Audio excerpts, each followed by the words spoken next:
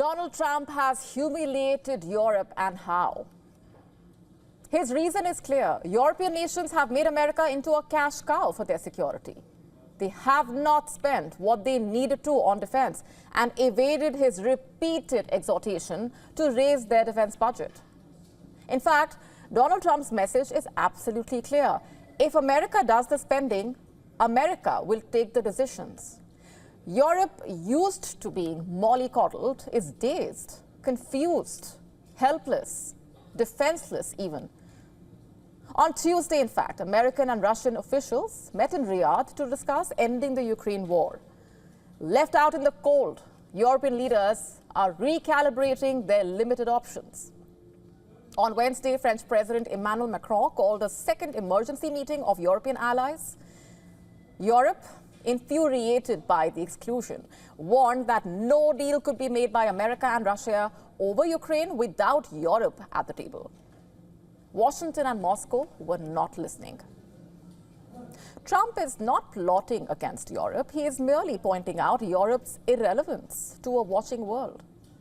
But France says it does not understand the logic behind Trump's statements. Listen in.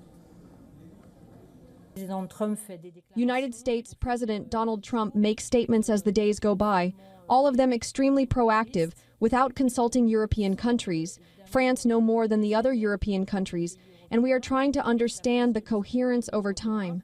And the discussions and statements made yesterday by Mr. Trump are in that vein. We don't understand the American logic. But Trump and Putin do not need either advice or instructions from Emmanuel Macron. On Tuesday, in fact, Trump asked, referring to Europe's obstinate unwillingness to spend on its defense, where all the money is going.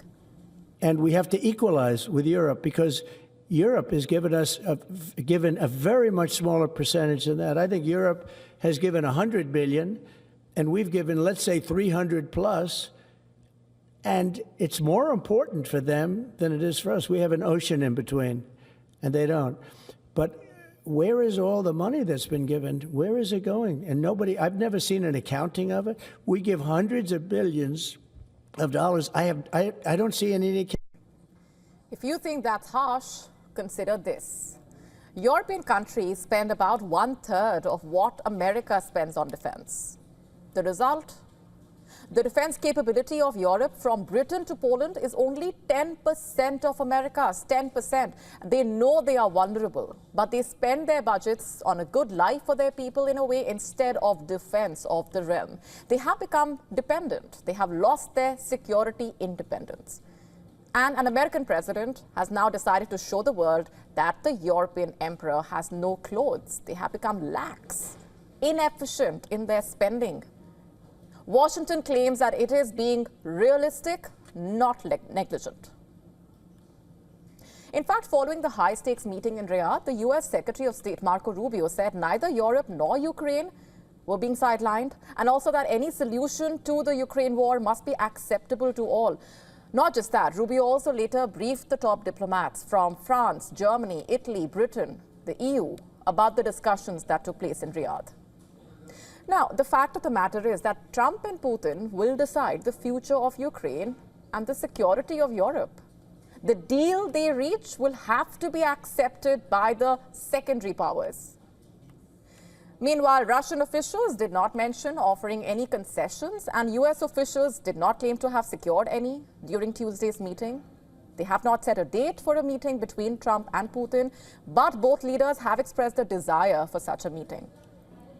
Meanwhile, even as European countries discuss the possibility of sending peacekeepers to Ukraine, the Russian foreign minister has said that Moscow would not accept the deployment of NATO troops, regardless of the flag under which they would operate. However, there are opportunities for both Russia and America.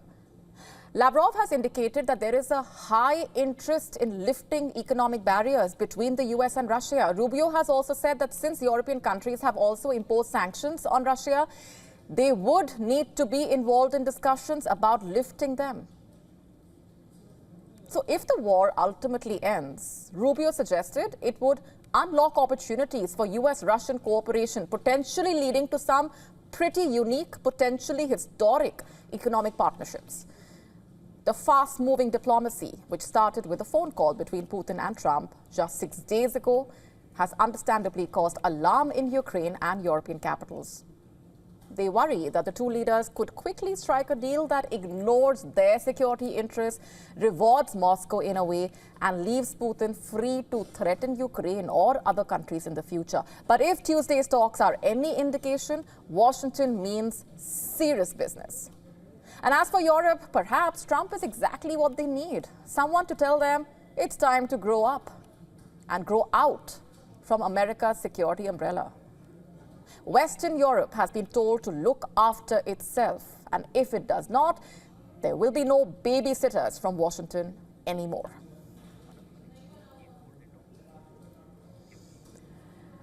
And with us on the broadcast this minute is our correspondent Anas Malik, who's been tracking those developments very closely. He's with us from Kiev. Anas, thanks very much for being here. Let me begin by asking you to tell us more about what you have been picking up from on the ground as you speak to the people on the ground as well. Well, Molly, this is the coldest I've seen Ukraine in 3 years off since the invasion began. This is my 4th time in the country, and the mood on the ground, it's somber and it's literally quite chilly. The temperatures have been dropping down to up to minus 16 degrees in parts of Ukraine. Celsius dropping to about minus 10 degrees here in Kiev. Even now as I'm talking to you, it's minus 4 with wind chills making it feel like minus 8. So the mood on the ground, it's chilly and it's somber. There's anger, there's frustration, but then there is some sort of relief that is directed among the people that these peace talks might just aim at or hint at ending that prolonged war that the people of Ukraine have been seeing, and they putting an end to their sufferings at large. Though the anger and frustration remains for the very fact that Ukraine is being talked about without Ukraine being in the room itself, and that is where the anger and frustration stems from. Molly?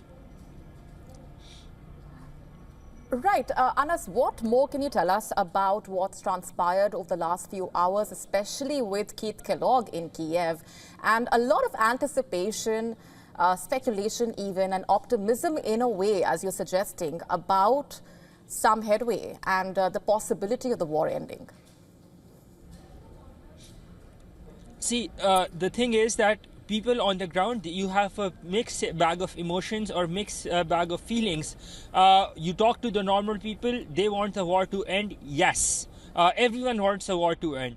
But at what conditions would the war be ending? That differs. The political elite or the ruling elite, they do not want a loss on the part of Ukraine or any loss on the part of Ukraine. People being from the working class, those who've lost their loved ones, they are sort of okay with the fact that there could be some territorial concessions to Russia and to Ukraine both ways, and all of this might as well come to an end.